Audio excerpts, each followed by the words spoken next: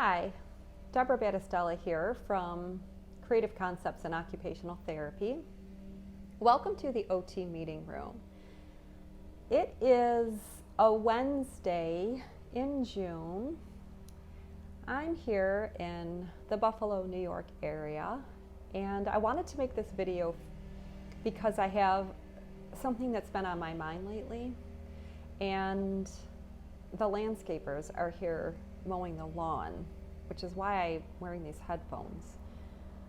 And personally, I find it challenging to talk when I have headphones in my ears because I hear myself echo. But I don't want you to be distracted by the lawnmower. I just don't want that in the background. And I have a full day planned, and I still wanted to make this video and talk a bit before my day gets away from me and I don't do it. I have been hearing from people who are concerned about some things in occupational therapy at their practice settings that it looks like they're having challenges keeping certain topics, certain actions that we do as OT practitioners within our domain. So two are, well, one is medication management. The other is really more about bringing occupational therapy to patients who have had open heart surgery. So one has to do with physical therapy, one has to do with speech language pathology, sort of. But I want to bring it around to us as occupational therapy practitioners. And I think that we have a responsibility to step up, to speak up when it's appropriate. But I think sometimes we don't know how to do that. And I think sometimes we lack the confidence to do that, which is why I want to talk to you today.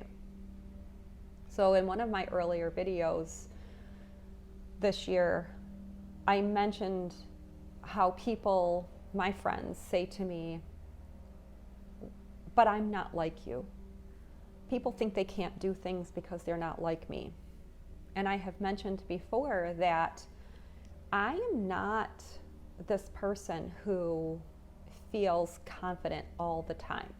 I've been working on my own level of confidence, and because it's important to me, because I know that confident people can get more done, and there's no reason to not feel confident.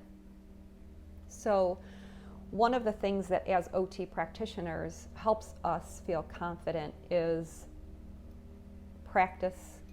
The longer that we practice and the more we do occupational therapy, the greater our skill level increases and the more confidence we have. So sometimes you have to speak up a little bit when you're scared, and that helps you get confidence. So there are different ways to get confidence. So I'm going to tell a story before I get too far into this. So years ago, I was working in a rehab gym, and one of the per diem physical therapists was filling in and sat on one of those four-wheeled stools, and the leg gave in and the PT slid off and broke his tailbone. And later that week at work, I was talking to another PT who works in the rehab gym full-time, who said to me, I knew that stool was broken and I didn't do anything about it. I thought they would take care of it. And this person felt terrible. We all felt terrible about it because the PT really hurt himself quite bad. And in that moment, I realized that we are the they.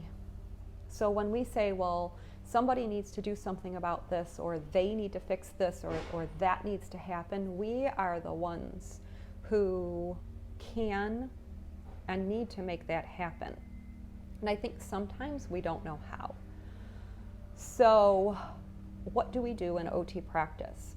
Well, in the situation with the open heart patients who OTs that I know feel that they would benefit from occupational therapy, they've taken some initiative. They've reached out to the physician, educated the physician on what can be done to help those patients. The physician was very interested, and they've got conversation going now, and they are seeing more and more patients who are having open heart surgery.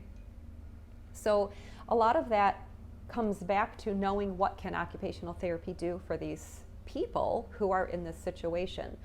So if you're not sure how OT can serve a population, educate yourself.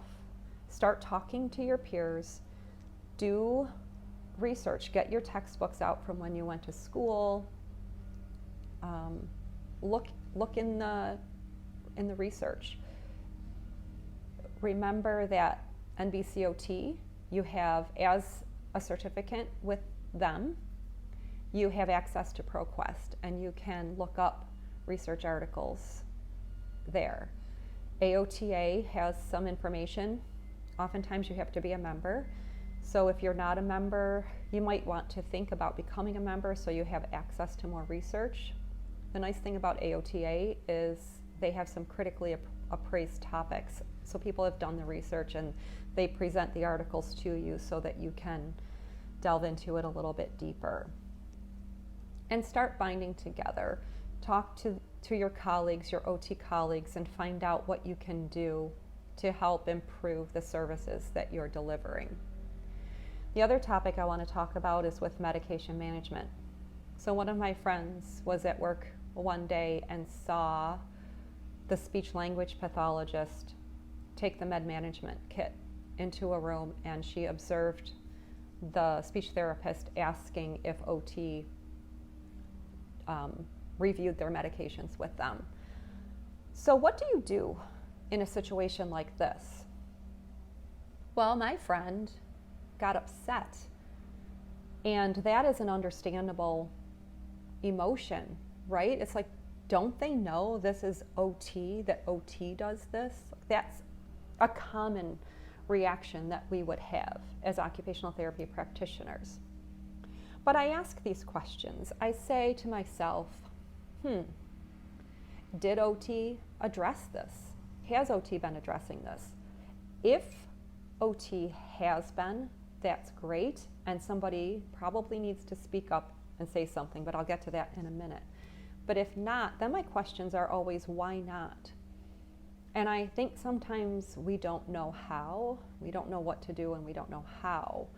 And sometimes I think people are a little bit on the lax side of things.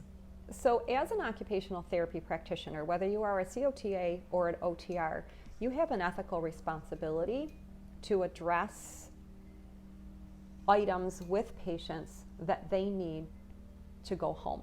And if you don't know how, then it's up to you to educate yourself and to learn how.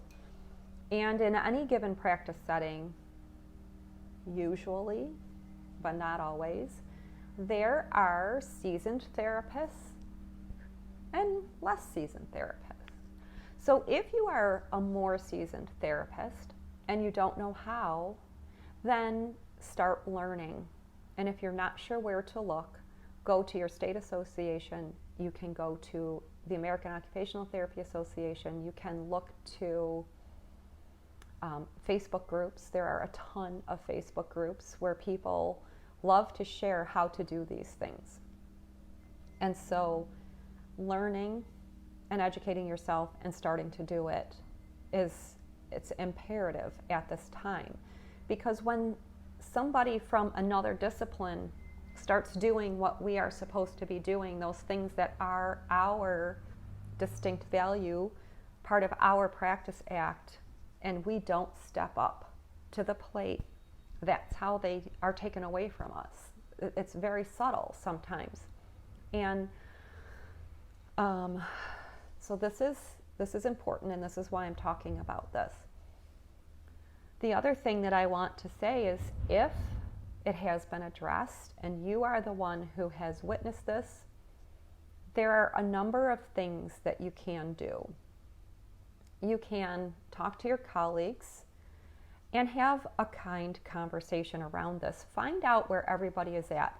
That's what I would want to do first, is find out where we all are, what has been done, how are we addressing this, and have the conversation like, this is what I saw, and explain to people if we don't address this, then we could possibly risk losing this part of our practice to speech therapy.